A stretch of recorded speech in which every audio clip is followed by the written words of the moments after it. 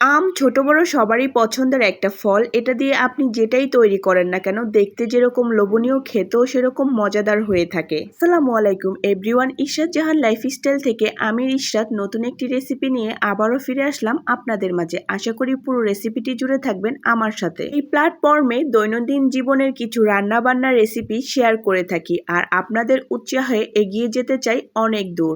একটা গ্লাসে half cup পরিমাণ নর্মাল পানি নিয়েছি আর এখানে অ্যাড করেছি 3 চা চামচ পরিমাণ চিয়া সিড। আর এখন আমি চিয়া সিডগুলো একটা চামচের সাহায্যে ভালোভাবে নেড়েচেড়ে মিশিয়ে এটাকে 20 মিনিটের জন্য রেস্টে রেখে দিব। দেন আপনাদের প্রয়োজন অনুযায়ী এখানে চিয়া সিড কম বা বেশি অ্যাড করতে পারেন, তবে এটা খেয়াল রাখতে হবে যাতে চিয়া সিডের গ্রেভিটা একটু ঘন হয়। দেন এখানে চিয়া সিডটা আমি একটা লেয়ার হিসাবে ব্যবহার করব, এজন্য গ্রেভিটা একটু ঘন হতে হবে যাতে একটা লেয়ারের সাথে আরেকটা লেয়ার মিক্সড হয়ে না যায়। দেন নেক্সট স্টেপে আমি এখানে হচ্ছে আম ব্যবহার করব, এজন্য আমি আমার প্রয়োজন অনুযায়ী এখানে 2টা আম নিয়ে নিয়েছি। 2টা আমেরই আমি 2 সাইডের অংশটা নিয়েছি, আপনারা চাইলে আরো কম বেশি নিতে পারেন। দেন আমি আমগুলোকে এভাবে ছুরির সাহায্যে টুকরো টুকরো করে কেটে দেন ব্লেন্ডার করে নিব। তবে এখানে চাইলে আপনারা এটা হচ্ছে বটির সাহায্য করে নিতে পারেন, আর এটা যে এভাবে টুকরো করে নিতে হবে তারও কোনো মানে নাই। যেহেতু আমি ব্লেন্ডার করব, আপনারা চাইলে আস্ত কোনোভাবে কেটেও এটাকে ব্লেন্ড করে নিতে পারেন।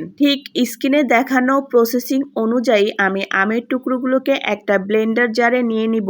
দেন এটাকে ব্লেন্ড করে একটা স্মুথি জুস তৈরি করে নিব। তবে আমি এখানে কোনো প্রকার চিনি অ্যাড করব না, আপনারা চাইলে এখানে চিনি অ্যাড করে নিতে পারেন। দেন 20 মিনিট পরে আমি একটা গ্লাসে আমার যে আগে থেকে ভিজানো চিয়া সিডটা ছিল ওইটা প্রথমে কিছু পরিমাণটা গ্লাসের নিচের দিকে দিয়ে দিব। দেন আমি যখন আমের জুসটা তৈরি করেছি ওখানেও কোনো প্রকার পানি অ্যাড করি নাই, আর সেকেন্ড লেয়ারে আমি আমের এই জুসটাই ব্যবহার করব। আর পানি অ্যাড না করার জন্য আমার লেয়ারটা খুব সুন্দরভাবে সেট হয়ে গেছে। আর এখন উপরের লেয়ারও আমি চিয়া সিডটা আস্তে আস্তে সেট করে দিব।